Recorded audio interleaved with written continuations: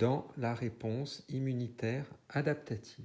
Pour commencer, je vais dessiner une cellule présentatrice de l'antigène. Ici, c'est une CPA, cellule présentatrice de l'antigène, et il s'agit d'une cellule dendritique. Cette cellule immunitaire, elle est particulière de par sa forme et de par sa fonction. Sa fonction est de présenter l'antigène, et la présentation de l'antigène se fait grâce à un marqueur du CMH auquel va être associé le déterminant antigénique, ici, le déterminant antigénique qui, dans le sujet qui vous était proposé, était une particule du virus de l'immunodéficience humaine. Cette particule virale, ce déterminant antigénique, il va permettre de sélectionner et d'activer un lymphocyte T4 qui lui sera spécifique parce qu'il portera sur sa membrane un récepteur T spécifique de ce virus, récepteur T spécifique du VIH. Ici, donc, on a un LT4 qui est sélectionné et activé.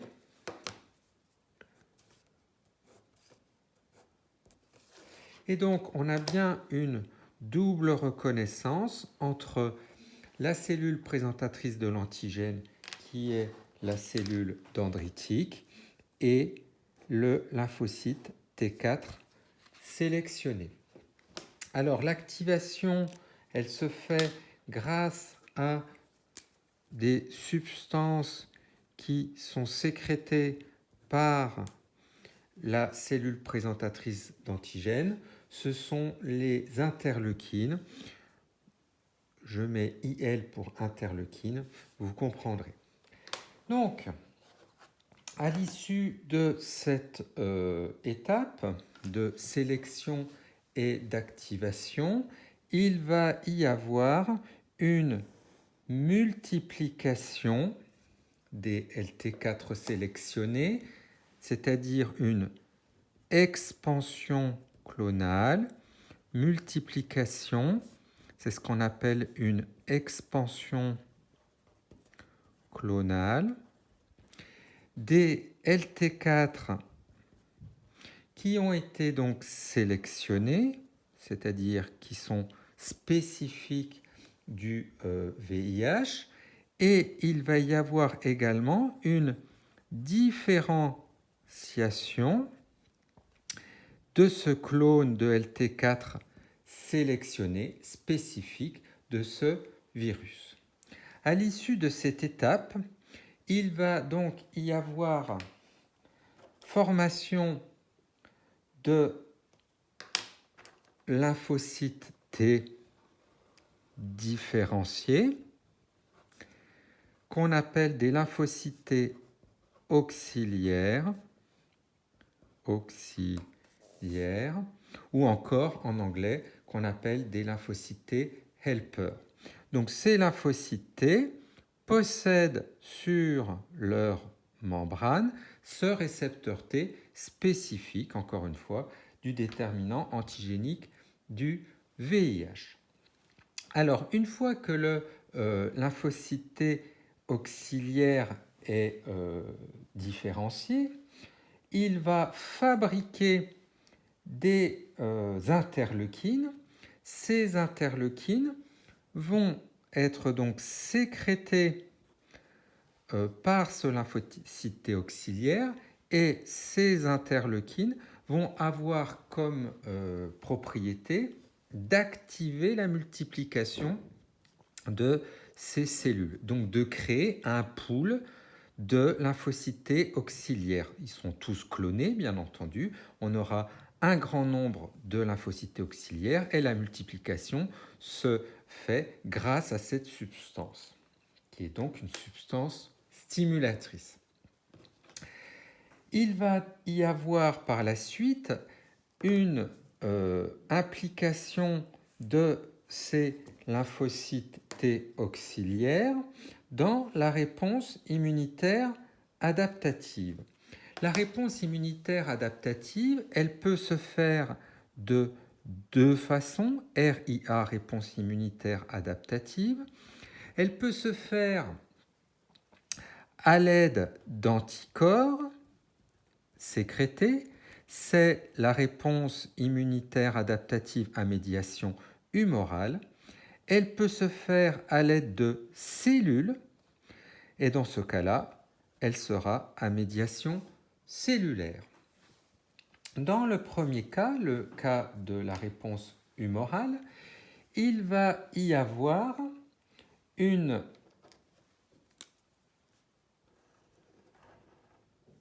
implication des lymphocytes B.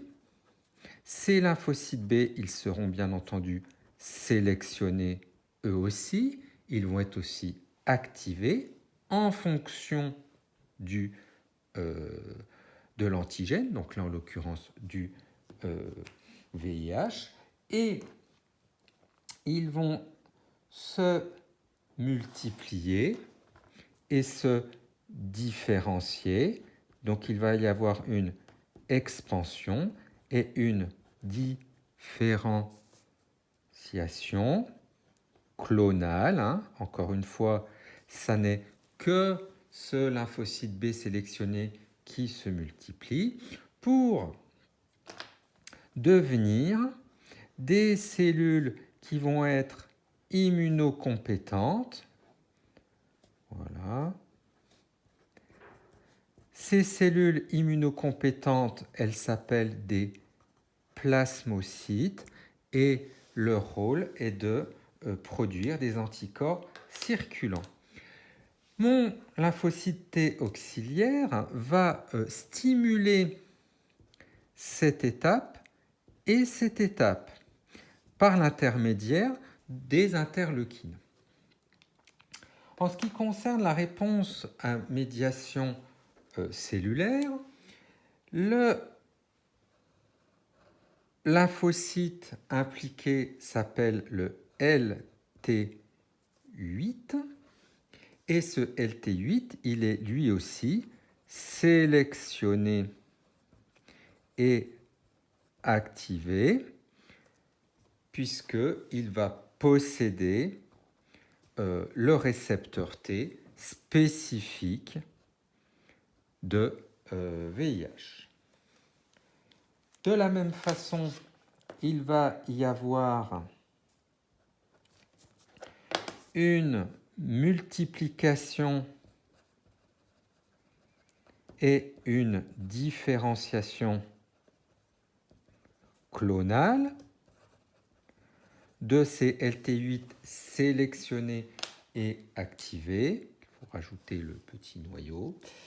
Et ces cellules qui vont se multiplier, j'en fais deux, elles deviennent des LT cytotoxiques qui vont éliminer les cellules infectées par le virus grâce à la sécrétion de certaines substances qu'on appelle des perforines. De la même façon, mon lymphocyte T auxiliaire va stimuler cette étape de sélection et d'activation, mais également cette étape d'expansion et de différenciation clonale. Il reste une chose à mettre sur ce schéma, un élément à mettre, c'est l'élément de la mémoire. Alors effectivement, il y a des cellules qui vont être mises en mémoire. Ce sont des LT4 sélectionnés qui vont être, entre guillemets, gardées en mémoire. Ce sont des cellules qui ont une durée de vie longue et qui sont donc spécifiques de l'antigène rencontré. Donc ce sont des LT4 mémoire. Si l'individu vient à rencontrer une deuxième fois l'antigène, les cellules mémoire seront déjà présentes et par conséquent, elles vont pouvoir agir plus vite. Il reste à mettre un titre à ce schéma. Je vous propose de mettre le titre suivant, schéma récapitulatif du rôle central des LT4 dans la réponse immunitaire adaptative.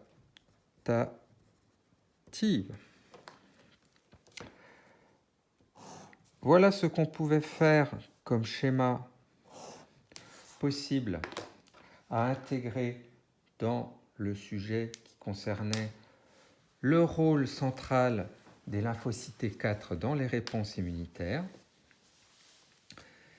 J'espère que cette vidéo vous aidera pour réaliser les schémas de SVT.